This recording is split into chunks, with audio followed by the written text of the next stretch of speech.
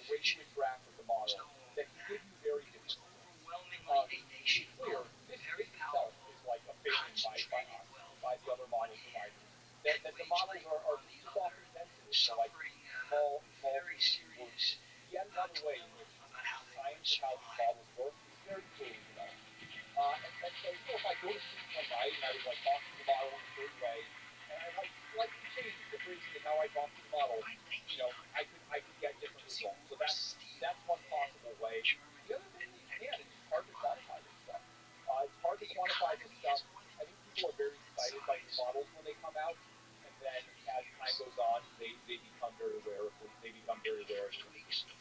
the negative effect. So that's all a very long-winded way of saying, for the most part, with some fairly narrow exceptions, the models are not. I think there is a psychological effect. You start getting used to it. The baseline rate is like when people first got Wi-Fi on airplanes. It's like amazing. They imagine, and then you start get this thing to work. This is such a piece of crap. Exactly. We have seem to have the conspiracy theory that they're making Wi-Fi so slow. This is probably something I'll talk dynamically about.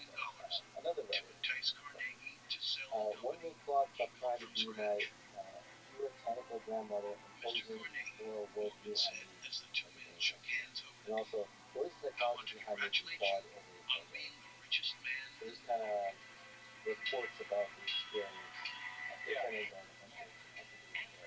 So a couple points from this first. One is, like things that people say on Reddit and Twitter or X or whatever it is, there's actually a huge distribution shift between like the stuff that people complain loudly about on social media and what actually kind of like, statistically users care about and that drives people to use models. Like people are frustrated with, things like, the model not writing out all the code or the model, not being as good at code as it could be, even though it's the best model in the world on code. I think the majority of things are about that, but certainly a kind of vocal minority are, kind of raising concerns, right? Are frustrated by the model refusing things that shouldn't refuse, or like apologizing too much, just having these kind of like annoying verbal things. The second caveat, and I just want to say this like super clearly, because I think it's like some people don't know it, others like kind of know it but forget it. Like it is very difficult to control across the board how the model works. You cannot just sit there and say, oh, I want the model to like apologize less. Like you can do that. You can include training data that says like, oh, the model should like apologize less. But then in some other situations, they end up being like super rude or like overconfident in ways that's like misleading people. So there are all these trade-offs. For example, another thing is if there was a period during which models, ours, and I think others as well, were too ego, right? They would like repeat themselves, they would say too much. You can cut down on the verbosity by penalizing the models for just talking for too long. What happens when you do that, if you do it in a smooth way, is when the models are coding, sometimes they'll say, rest of the code goes here, right? Because they've learned that that's a way to economize, that they see it, and then so that leads the model to be so-called lazy encoding, where they're just like, you can finish the rest of it. It's not because you want to, save on compute or because, the models are lazy and, during winter break or any of the other kind of conspiracy theories that have come up. It's just very hard to control the behavior of the model, to steer the behavior of the model in all circumstances at once. You can kind of, there's this whack-a-mole aspect where you push on one thing and like, these other things start to move as well that you may not even notice or measure. And so one of the reasons that I care so much about kind of brand alignment of these AI systems in the future is actually these systems are actually quite unpredictable. They're actually quite hard to steer and control. And this version we're seeing today of you make one thing better, it makes another thing worse.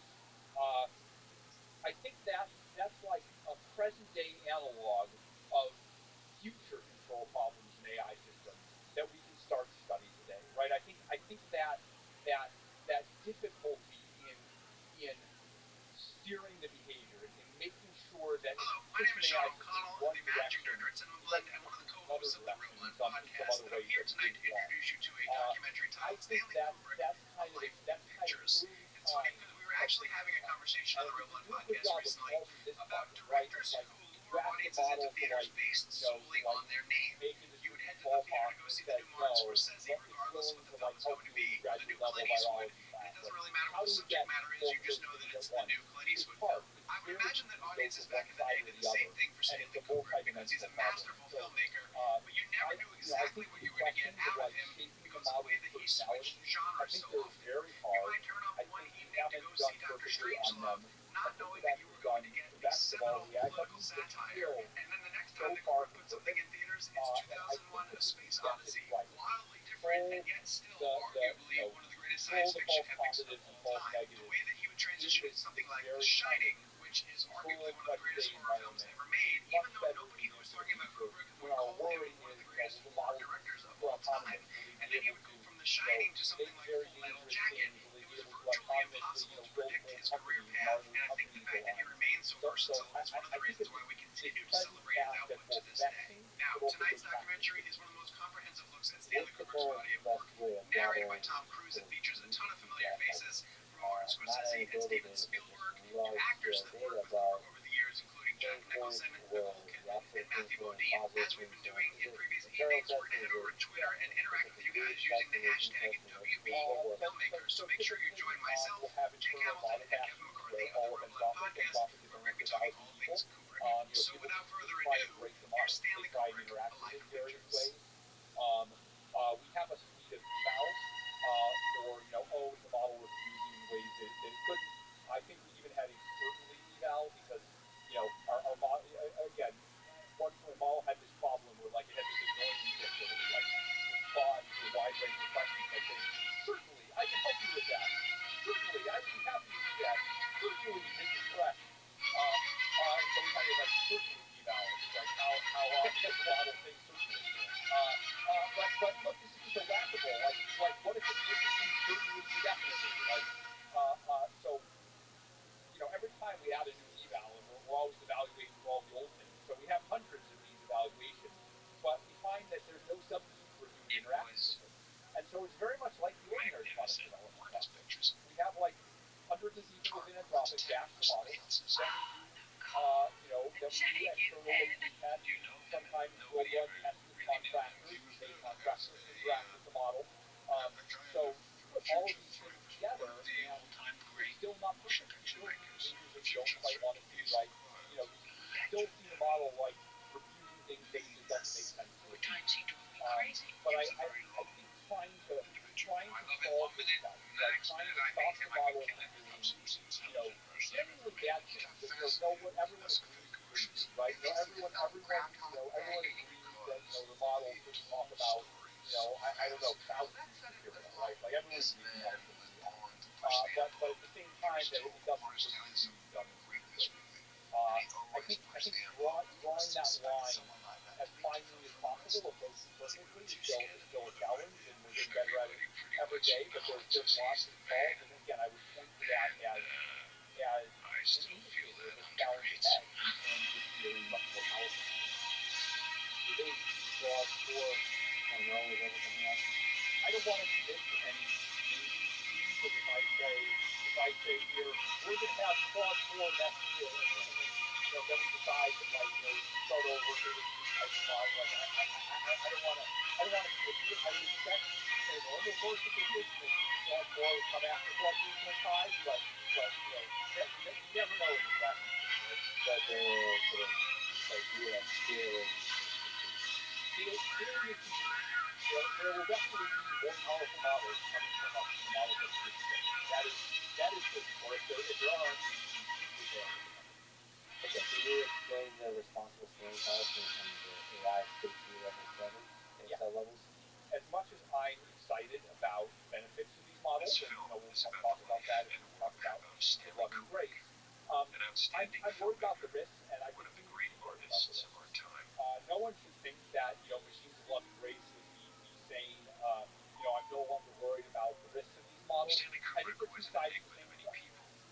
In his films, he was Power of the models and their ability to solve all these problems in biology, neuroscience, economic development, government, large parts of the economy. Those come with risks as well, right? With great power comes great responsibility. Right? The two are paired. Things that are powerful can do good things, and they can do bad things.